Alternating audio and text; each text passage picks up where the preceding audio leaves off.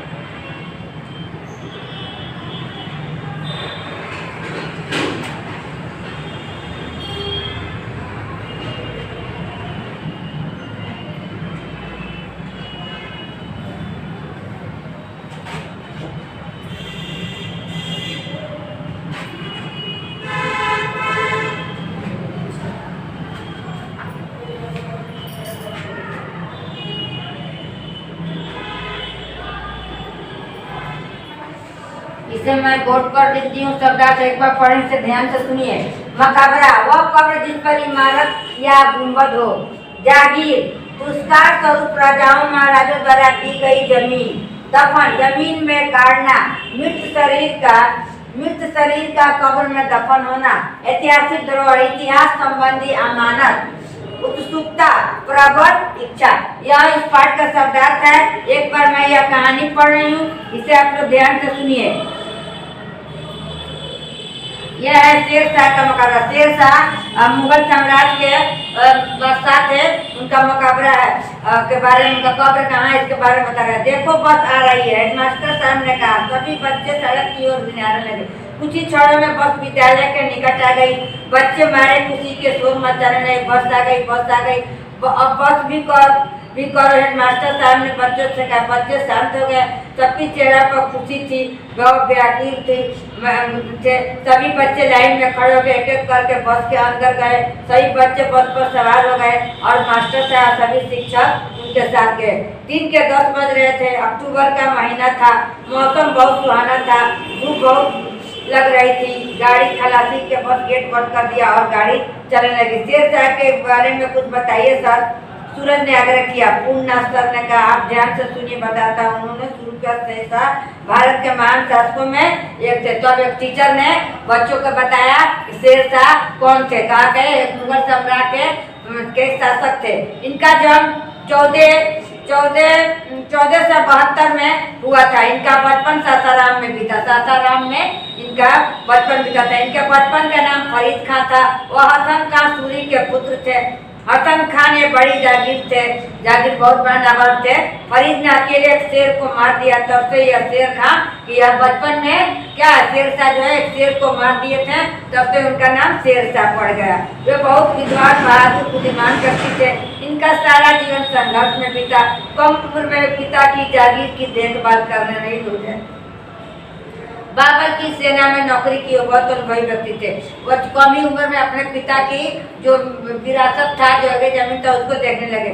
सरबस्ता कैसे बन गए, सुमन जानना चाहा। शेरशाह ने मुगल बादशाह हुमायूं को पराजित कर दिल्ली की गद्दी पर कब्जा कर लिया और सूर्यवंशी स्थापना हो गया। और जब वह शेरशाह दिल्ली के पर स्थापना कर लिया, तब मुगल वंश में हुमायूं को पराजित करके दिल्ली के गद्दी पर कब्जा कर लिया। शेरशाह बहुत जवान होंगे तब उन्होंने बादशाह हुमायूं को हरा दिया था। उस समय हुमायूं का राज था, वह दिल्ली पर से हरा कर उनको ही कर दिया। सन 1940 में कन्नौज में सर ने उत्तर दिया। सर उनके पास तो बहुत सारा रुपया था और बहुत आराम से रहते होंगे, उन्होंने कोई चिंता नहीं होगी नटखट राजू की जानने की जिज्ञासा हुई। पूर्णास सर ने कहा नहीं, ऐसी बात नहीं है, इन्हें अपनी जनता की बहुत चिंता थी। वो केवल 5 वर्षों में ही का शासन कर सके। वो अपने जीवन में 5 वर्ष में ही शासन किए, लेकिन उन्होंने बहुत सा कल्याणकारी काम किए। सड़क बनवाए, सड़क के किनारे यात्रियों के ठहरने के लिए जगह जगह सराय बनाए, जगह जगह कुएं खुदवाए, सड़कों के किनारे वृक्ष लगाए। उन्होंने डाक और संचार के भी व्यवस्था की, एक तरह से दूसरे जगह खबर पहुंचाने के लिए डाकिया का प्रबंध किया। यह बहुत से सारे उन्होंने किया। जनता खुश थी इसलिए यह न्यायपूर्ण बस्ता थे। जनता इससे बहुत खुश थी इसलिए इन्हें न्यायपूर्ण बस्ता कहा गया। पुण्यास्त्र ने फिर बताना शुरू। देखिए मकाबरा आप जाने का मुख्य द्वार, इन दोनों की मस्जिद है। बच्चों को पानी के बीच भवन देखकर बहुत अच्छा हुआ।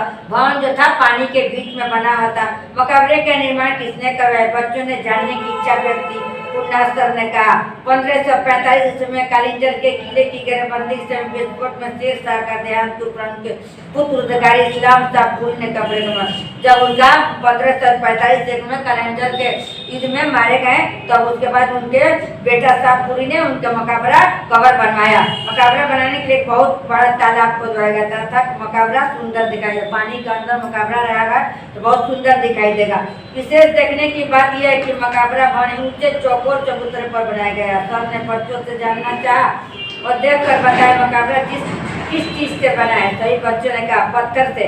कितनी भुजाओं वाला है, 8। सभी ने एक साथ कहा। कितनी मंजिलें, 3। सभी ने जोरों से। कितना ऊंचा है यह मकाबरा, पता नहीं सर आप बताइए। 45 मीटर ऊंचा है। 45 मीटर ऊंचा जो है मकाबरा था। सर ने कहा इस गुंबद का कितना बड़ा होगा, बहुत बड़ा। बच्चों ने कहा बच्चों आप पता नहीं, इस गुंबद का ताजमहल गुंबद से 13 फुट, ताजमहल से गुंबद से भी यह 13 फुट ऊपर है। और 2:30 बज चुके हैं, सभी को भूख लग गई थी। सभी ने एक साथ खाना खाया, फिर मुड़ के एक बार फिर मकबरे की ओर देखा। बस पर सवार हो गए और वह चल दिए। यही इस पाठ की कहानी है। इसे आप लोग किताब होगा तो घर पर पढ़ लीजिएगा, खूब मन लगा कर पढ़िए। आज के वीडियो इतने ओके, धन्यवाद।